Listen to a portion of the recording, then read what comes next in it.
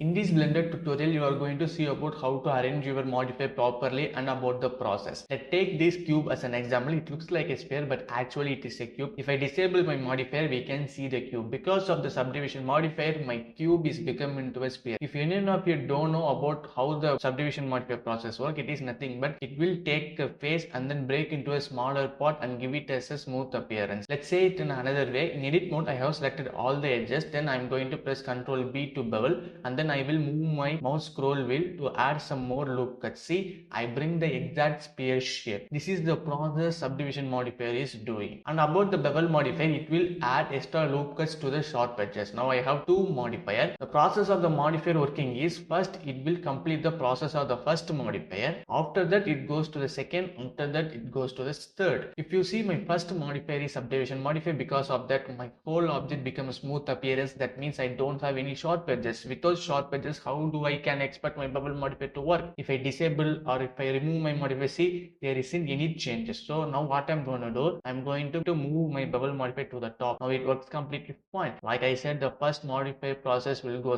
first. My first modifier is bevel modifier. By enabling it, I will increase my segments. If you need, it will add some extra loop cuts to the sharp edges, and because of the subdivision modifier, I have some smooth appearance. This is how modifier process works. Let's take this another cube as an example. I have added a 4 modifier and arranged it in alphabetical order. I'm going to disable my modifier because we can see how the process is going on. First modifier is bevel modifier, so it adds some support loop cuts to the sharp edges, and then because of the solidify modifier, it will add thickness. In wireframe mode, we can clearly see, and because of the subdivision modifier, I have some smooth appearance and wireframe modifier. If you don't know what is wireframe modifier, it will take all the edges in an object and convert that into a 4-side polygons. Now I have a cube cage, right? If I disable my bevel modifier, you can see I have a sphere cage. Like I said, the first modifier process will go first.